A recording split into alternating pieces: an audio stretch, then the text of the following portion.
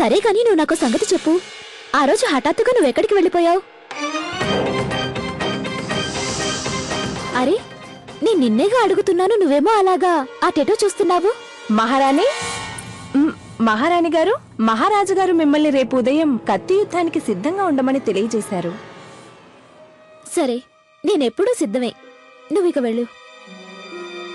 ఇంతకీ నువ్వు చెప్పనేలే.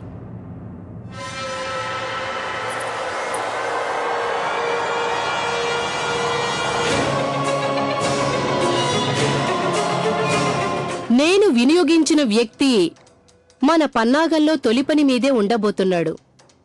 ప్రస్తుతం ఆ వ్యక్తి లక్ష్మీబాయి గదిలోకి ప్రవేశిస్తూ ఉండుంటాడు.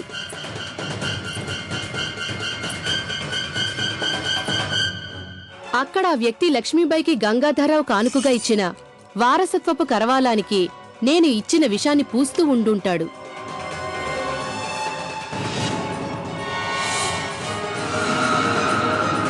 ఆ తర్వాత భార్యాభర్తలిద్దరూ కత్తి యుద్ధ అభ్యాసాన్ని ఆరంభించినప్పుడే లక్ష్మీబాయి కరవాలం కొనంచు కూడా గంగాధర్రావుని గాయపరిస్తే చాలు. అప్పుడు గంగాధర్రావు ప్రాణాలు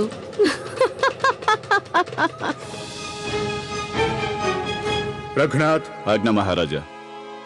రాజభవన భద్రతా బాధ్యత తమరిదే కదూ? ఇదేనా మీరు కల్పించిన భద్రత? ఎవరు పడితే వాళ్ళు ఎప్పుడు పడితే అప్పుడు ఇష్టానుసారంగా తిరుగుతున్నా దీని గురించి మీకేమీ తెలీదు. మహారాజా, ఒకవేళ మన భవనంలో పనిచేసే దాసి పాదరక్షలు లేకుండా... సుందరి, ఇంతసేపు నువ్వెక్కడికెళ్ళావు? నేను పూలు తీసుకురావడానికి తోటకు వెళ్ళాను. ఒకసారి చూసుకో, నీ పాదాలకి ఎంత మట్ట అంటిందో చూడు. చూసారా మహారాజా, నేను చెప్పాగా మన భవనంలో పనిచేసే దాసి అయి ఉంటుందని. తీసుకుపో. మీరు వేసే ఈ భిక్ష మాకు అక్కర్లేదు, తీసుకుపో. ఏం జరిగిందమ్మా? మహారాణి గారి చేతుల మీదుగానే భిక్ష స్వీకరిస్తాం. దాడి చేయండి, చేయండి. లేదంటే ఓడిపోయానని ఒప్పుకోండి. లేదు మహారాజా, నేను ఓటమిని ఒప్పుకోను. కాసుకోండి.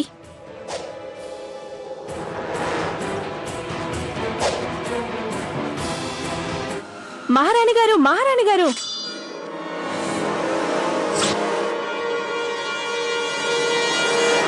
ఏమైంది సుందరి? మహారాణి గారు, వెలుపల ఒక భిక్షకురాలు వేచి ఉంది. ఆవిడ మీరు వేస్తే తప్ప భిక్ష స్వీకరించనంటుంది. స్వయంగా మీరు వచ్చి భిక్ష వేయకపోతే ఆవిడ మీకు శాపం పెడతానంటుంది.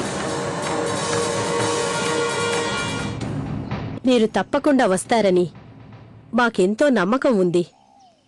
చెప్పండి, మీరు నా నుంచి ఏం కోరుతున్నారు? ఏమి కోరుకున్నా ఇచ్చేస్తారా?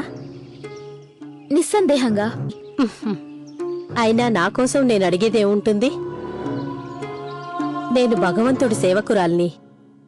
సేవించటం అనేది నా ప్రధాన బాధ్యత. తమరికేదో గురుతరమైన బాధ్యత అప్పగించినట్లుగా విన్నాను. అదేదో తరతరాలుగా వస్తున్న వస్తువట కదా. ఆ వస్తువు నీకు అత్యంత ప్రియమైన వ్యక్తి కానుకగా ఇచ్చారట కదా.